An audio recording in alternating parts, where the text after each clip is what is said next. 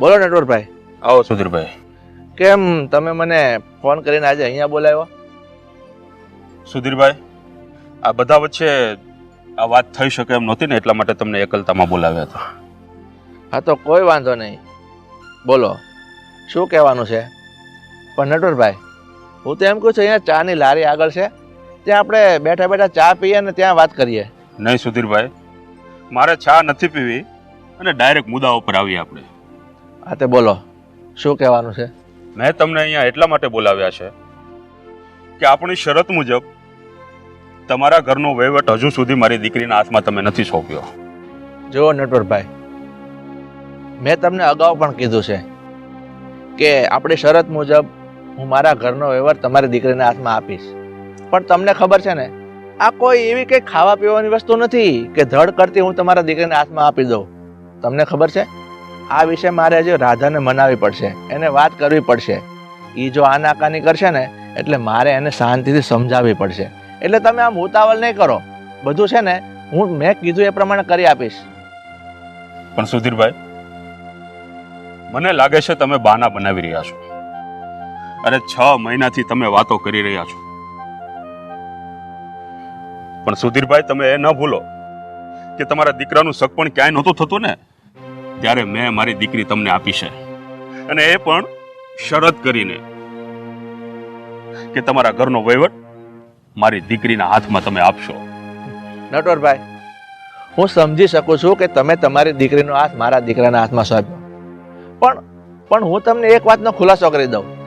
આ મને એક વાત નથી સમજાતી કે તમે આટલી બધી હટ શું કામ લો છો કે તમારી દીકરીના હાથમાં હું વ્યવહાર આપું? અરે મારા ઘરનો વ્યવહાર રાધા કરે કે રિયા કરે, એમાં શું ફરક પડે છે? ફરક પડે સુધીરભાઈ. આ મારી દીકરી તમારા બધાના ઓર્ડરો સહન કરશે? નટવરભાઈ, આ તમે કેવી વાત કરો છો? આ તમારી દીકરી છે ને, એ મારા ઘરની વહુ છે, પણ એને હું મારા ઘરની વહુ નહીં, હું એને દીકરી જ બનાવીને રાખું છું. અને ઘર હોય ને ત્યાં થોડા ઘણા કામકાજ રહેતા હોય તો ઘરમાં બધા સંપીને કામકાજ કરવા પડે, એમાં ઓર્ડર આપવાનો ન ઓર્ડર આપવાની વાત જ ક્યાં રહી? અરે સુધીરભાઈ, મારી દીકરીને મેં મારા ઘરમાં કોઈ દિવસ પાણીનો ગ્લાસ પણ ભરવા નથી મોકલી, અને આ તમારા ઘરમાં આ બધા વેતરા કરશે મારી દીકરી? કેવી વાત કરો છો સુધીરભાઈ? નટવરભાઈ, તમે એક બાપ તરીકે જે શબ્દ બોલો છો ને એ મને બરોબર નથી લાગતો. અરે તમારે તો ઉલટાનું કહેવું જોઈએ કે દીકરી તારા ઘરમાં જઈને તારે આખું ઘર સંભાળી લેવું પડશે, એના ઘરના કામ કરવા પડશે, અને ઉપર જતા તમે મને આવી શિખામણ આપો છો ને આવું કહો છો કે તમારા ઘરના વૈતરા નહીં કરે, કામવાળી નથી, આ છે તે છે. જો સુધીરભાઈ, આ વધારે વાતોના ગાડા ભરાય. આ બધું મારે હવે નથી જોવાનું. હવે તમે ઘરે જાઓ અને તમારી પત્નીને સમજાવો, અને તમારા ઘરનો વહીવટ મારી દીકરીના હાથમાં સોંપો. બીજું હું કાંઈ ન જાણું. ચાલો ત્યારે, રામ રામ. રામ રામ.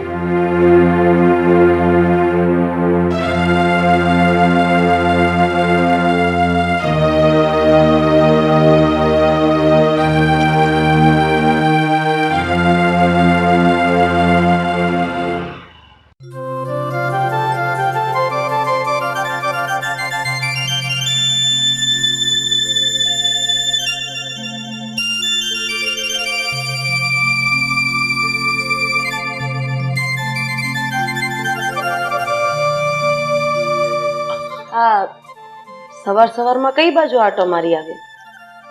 ક્યાંય નહીં, ક્યાં જાઓ? આ થોડું કામ હતું એટલે બહાર ગયો હતો. પણ રાધા, મારે તારી સાથે એક જરૂરી વાત કરવી છે. બોલો, શું વાત કરવી છે? રાધા, હવે તો આપણા દીકરા રાહુલના લગ્ન પણ થઈ ગયા છે, અને ઘરમાં આ વહુ પણ આવી ગયા છે. તો મારા મત પ્રમાણે હવે આપણે છે ને આ બધી જવાબદારીમાંથી મુક્ત થઈ જવું પડે. એટલે કે આ જે ઘરનો વહીવટ છે એ બધો વહીવટ અને તિજોરીની ચાવી તારે રિયાને સોંપી દેવી જોઈએ. આ જ્યારથી આપણા દીકરાના લગ્ન થયા છે ને એ પછી લગભગ 25 વખત તમે મને એવું કીધું છે કે આ ઘરની જવાબદારી તું રિયા વહુને સોંપી દે. મને એ નથી સમજ પડતી કે તમે આવું શું કામ કહી રહ્યા છો, પણ મને એવું લાગી રહ્યું છે કે ક્યાંક રિયા વહુ તો તમને દબાણ નથી કરી રહી ને આ વાત માટે? નહીં રાધા, આ રિયા વહુ બિચારી મને કાંઈ નથી કહેતી અને મને કોઈ જાતનું દબાણ કે પ્રેશર નથી કરતી, પણ આ તો મારા મનમાં જેવો વિચાર આવે છે કે હવે આપણે ઉંમરના હિસાબે આ બધો વહીવટ રિયાઓને સોંપી દેવો જોઈએ. પણ એમાં ખોટું પણ શું છે? કદાચ રિયાઓ વ્યવહાર કરશે તો તને શું વાંધો છે? હજી આપણા દીકરાના લગ્ન થયા ને એને ખાલી 6 મહિના થયા છે. રિયા વહુને આપણા ઘરના રીત રિવાજ, આપણા ઘરની રૂઢી, આપણા ઘરની પરંપરા આ બધું શીખતા વાર લાગે. અને એ શીખી જશે પછી હું ઘરની દરેક જવાબદારી એને સોંપી દઈશ. પણ આવી રીતે તો હું કેમ સોંપી શકું? જો રાધા, આ વહુ ઘરમાં પરણીને આવી ગઈ છે એટલે વહેલા મોડું એટલે કે આજ નહીં ને કાલ એને વ્યવહાર તો સોંપવો જ પડશે. ક્યાં સુધી તું તારા હાથમાં રાખીશ? જો સમય સમયનું કામ કરશે અને મને મારું કામ કરવા દે.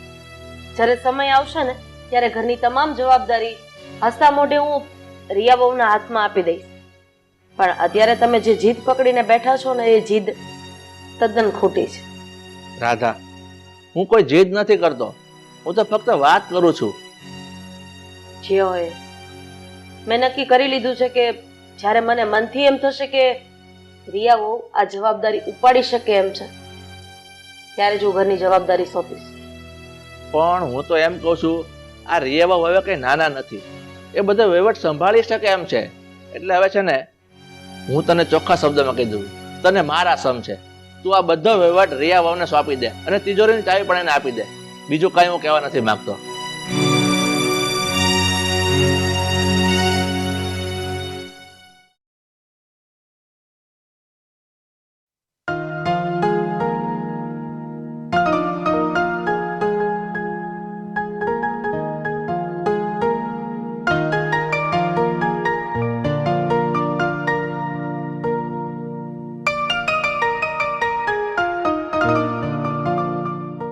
બેટા ક્યાં ઓફિસે જાય છે? હા મમ્મી, ઓફિસે જ જઈ રહ્યો છું. કેમ, કંઈ કામ હતું? રિયા ક્યાં છે? ખબર નહીં મમ્મી, રિયા ઘરમાં નથી. જો ઘરમાં નહીં હોય તો પછી બહાર ગઈ હશે ક્યાંક શાકભાજી લેવા માટે. ઠીક છે, લે બેટા આ તિજોરીની ચાવી રિયાને આપી દેજો. હે મમ્મી, આ શું? આ તિજોરીની ચાવી તમે મને શું કામ આપી રહ્યા છો? બેટા રિયા બહુને કહેજે કે આજથી આ ઘરની તમામ જવાબદારી અને ઘરનો વહીવટ હું એને સોંપું છું. શું કામ મમ્મી? શું કામ ને તમે અચાનક આવો નિર્ણય લઈ લીધો? મને વાત જણાવશો? એ તારે જાણવાની કોઈ જરૂર નથી. તું આ ચાવી રિયાને આપી દેજે. જરૂર છે મમ્મી. હા હા, તિજોરીની ચાવી રિયાએ તો તમારી પાસે સામે ચાલીને નથી માંગીને. હા, રિયાએ કહ્યું છે મમ્મી, જે હોય તે તમે મને વાત કરી શકો છો. રિયાએ તો મને નથી કીધું કે મમ્મી આ ઘરનો વહીવટ મને સોંપો, આ ઘરની જવાબદારીઓ મને સોંપો. પણ તારા લગ્ન પછી લગભગ 25 વખત તારા પપ્પાએ મને જરૂર કીધું છે કે આ ઘરની તમામ જવાબદારી તું રિયા વહુને સોંપી દે. એટલે મને ક્યાંક ને ક્યાંક એવું લાગે છે કે રિયા સીધે સીધું મને નહીં પણ તારા પપ્પાને દબાણ કરી રહી છે કે આ ઘરની જવાબદારી એને મળે, આ ઘરનો વહીવટ એ કરે. નહીં મમ્મી, આ ઘરનો વહીવટ ક્યારેય પણ રિયાના હાથમાં નહીં આવે. જ્યાં સુધી તમે જીવતા છો અને તમારા હાથ પગ ચાલે છે ને ત્યાં સુધી આ ઘરની જવાબદારી અને ઘરનો વહીવટ આ બંને જ તમારા હાથમાં રહેશે. જો બેટા, હું તારા પપ્પાની વિરુદ્ધ જઈને કોઈ કામ કરવા નથી માંગતી. અમારા સુખી લગ્ન જીવનને બગાડવા નથી માંગતી. અત્યાર સુધી તારા પપ્પાએ જે કીધું ને મેં બધું જ કર્યું છે. અને આની માટે તો તારા પપ્પાએ મને સમથી બાંધી લીધી છે. તારા પપ્પાએ મને એના સમ આપ્યા છે એટલે આ તિજોરીની ચાવી હું મારી પાસે તો નહીં જ રાખી શકું. આપી દેજે રિયાને. અરે પણ મમ્મી મારી વાત તો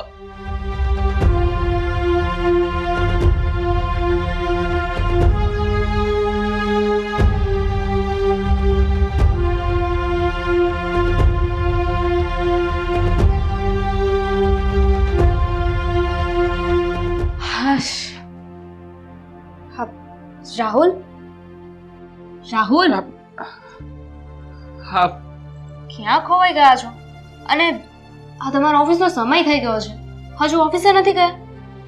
ના, હું તો ઓફિસ નથી ગયો, પણ તું ક્યાં ગઈ હતી? કઈ નહીં, આ થોડી શાકભાજી લાવવાની હતી ને એટલે બજાર ગઈ હતી. જો રિયા, મારે તારી સાથે જરૂરી વાત કરવી છે. શું વાત કરી શકું? અત્યારે? હા, અત્યારે જ. હા તો બોલો ને, શું કહેવું છે? હા, કહેવું છે. સ્પેશિયલ તારા માટે એક ગિફ્ટ છે. મારા માટે ગિફ્ટ? શું વાત છે ને, તો શું છે ગિફ્ટ? હા, લે, હા, તિજોરીની ચાવી. મમ્મી હમણાં જ આપીને ગયા છે અને એમ પણ કહ્યું છે કે હવેથી આ ઘરનો વહીવટ અને તિજોરી, આ બંને વસ્તુ તારા હાથમાં છે. તિજોરીની ચાવી મને આપી અને ઘરનો વહીવટ મને કરવાનું કહ્યું, પણ મમ્મીએ અચાનક આવો નિર્ણય શું કામ લીધો? વાહ રિયા વાહ, નાટક મસ્ત કરી લે છે તું. હા, ચાવી તને આપી દીધી પછી તું એવી વાત કરે છે કે તને શું કામ આપી? કારણ કે તું એમને દબાણ કરતી હશે ને, તારે ઘરનો વહીવટ, ઘરની જવાબદારીઓ સંભાળવી હતી ને, એટલા માટે. જો રાહુલ, આ વાત છે ને તમારી ખોટી છે. અરે મેં ક્યારે એમને દબાણ નથી કર્યું અને ઘરનો વહીવટ પણ નથી માંગ્યો. હા, બની શકે કે તે મમ્મીને અત્યાર સુધી કંઈ જ નથી કહ્યું, પણ પપ્પાને તો કહ્યું છે ને. પપ્પાની ઉપર તો દબાણ કર્યું જ છે ને. છોરીયા, અત્યાર સુધી તું મને જેટલી સીધી અને સરળ લાગતી હતી ને, હકીકતમાં એવી નથી. તું તારી સચ્ચાઈની અને તારી અંદરના વ્યક્તિની મને હવે ખબર પડી ગઈ છે. માટે એક કામ કરજે, આ ચાવી તને આપી છે ને, આ ચાવી હવેથી તારી પાસે જ રાખજે અને આ ઘરનો વહીવટ અને તિજોરી બંને સંભાળી લેજે, જેથી કરીને તારો આ શોખ છે ને, શોખને પૂરો કરી શકે. Rahul, Rahul, listen to me. Rahul,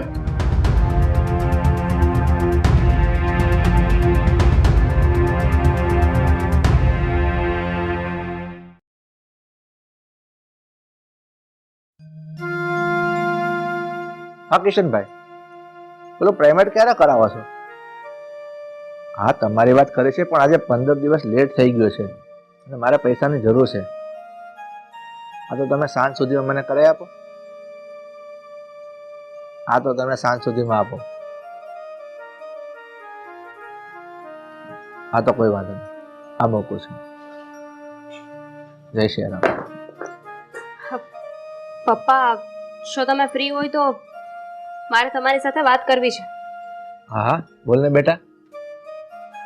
પપ્પા, રાહુલે મને તિજોરીની ચાવી આપી અને એવું કહ્યું કે હવેથી આ ઘરનો બધો જ વહીવટ મારે કરવાનો છે.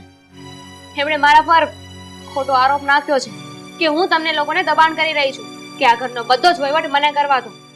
હવે તમે મને કહેશો પપ્પા કે મેં તમને લોકોને ક્યારે દબાણ કર્યું? ક્યારે કહ્યું કે મને આખા ઘરનો વહીવટ જોઈએ છે? નહીં બેટા, તે મારા પર ક્યારેય દબાણ નથી કર્યું કે મારે આખા ઘરનો વહીવટ જોઈએ છે.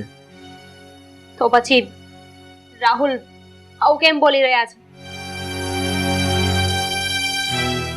બેટા, આ આખી વાતમાં તારો કોઈ દોષ નથી.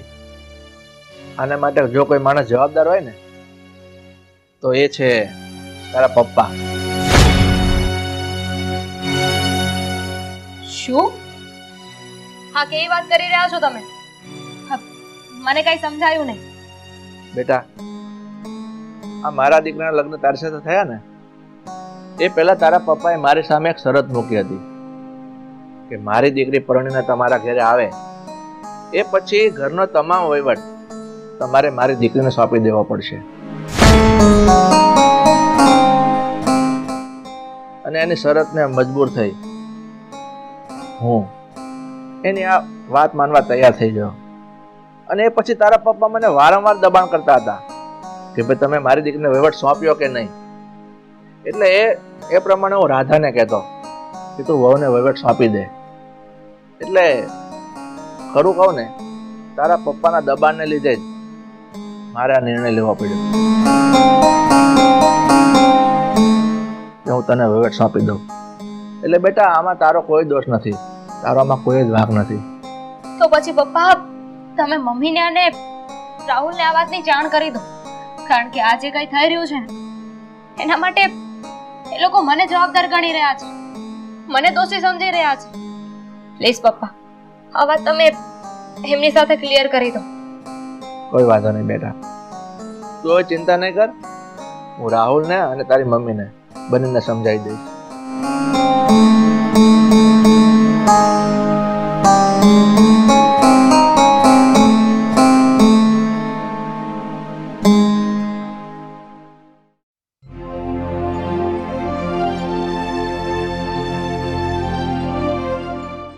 પપ્પા,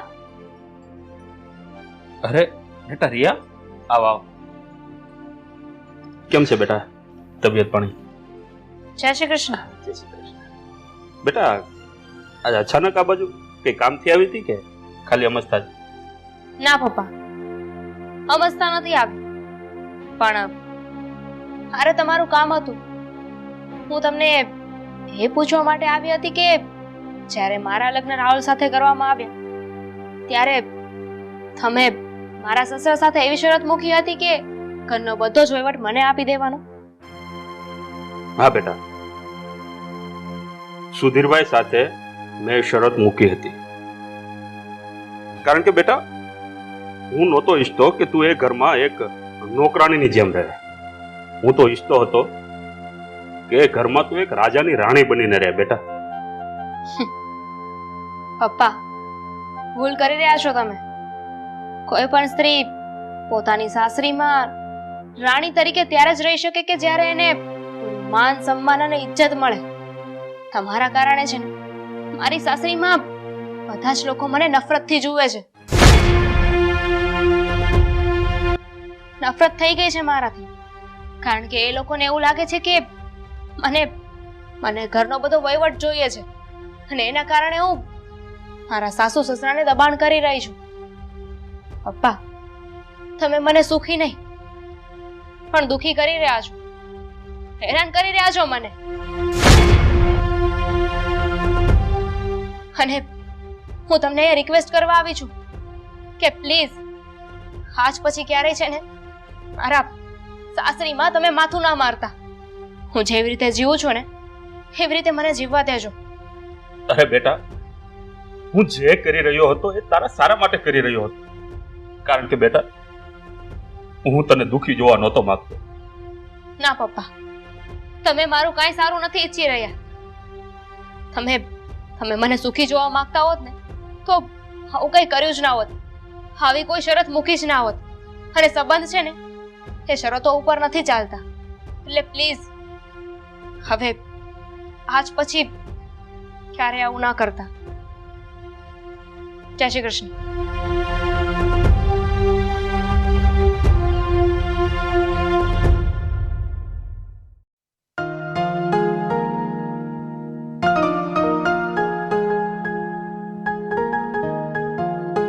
મમ્મી, રિયા ઘરમાં ક્યાંય નથી દેખાતી.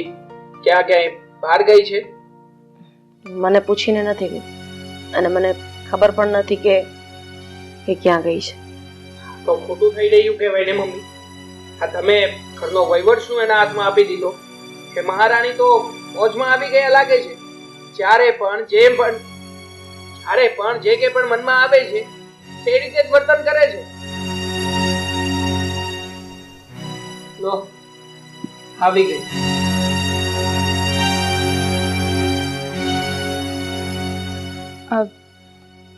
હું મારા પપ્પાના ઘરે ગઈ હતી.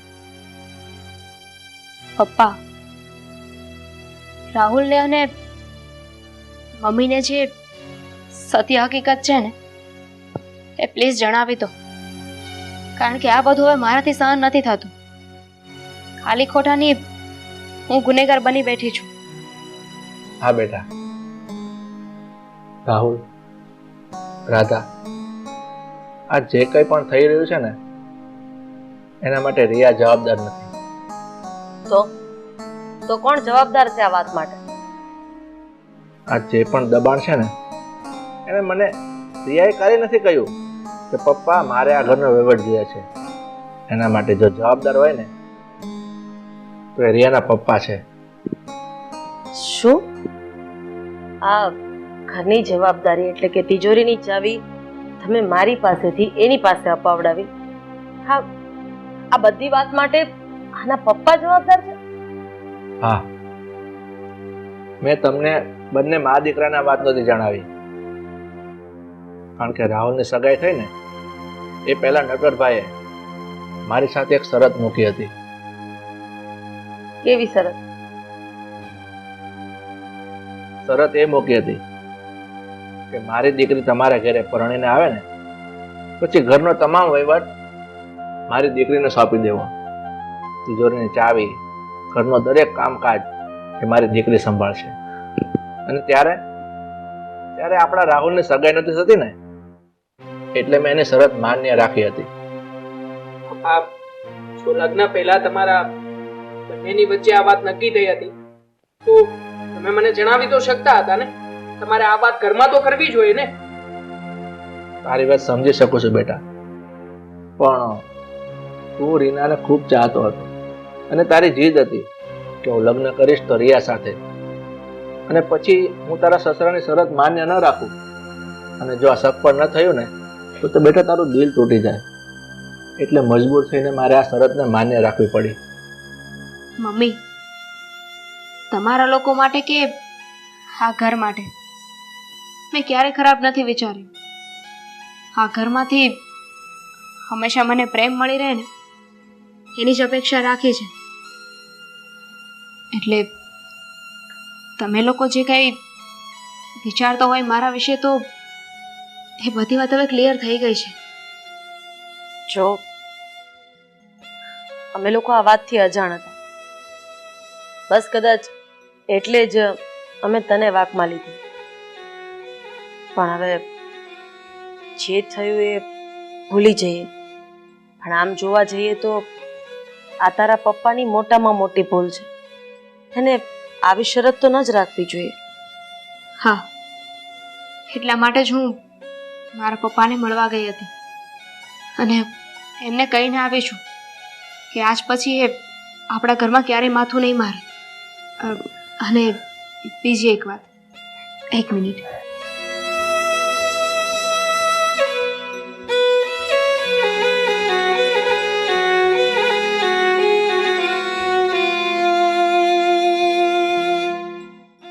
મમ્મી, મને આ ઘરનો વહીવટ કે તિજોરીની ચાવી એ કંઈ નથી જોઈતું.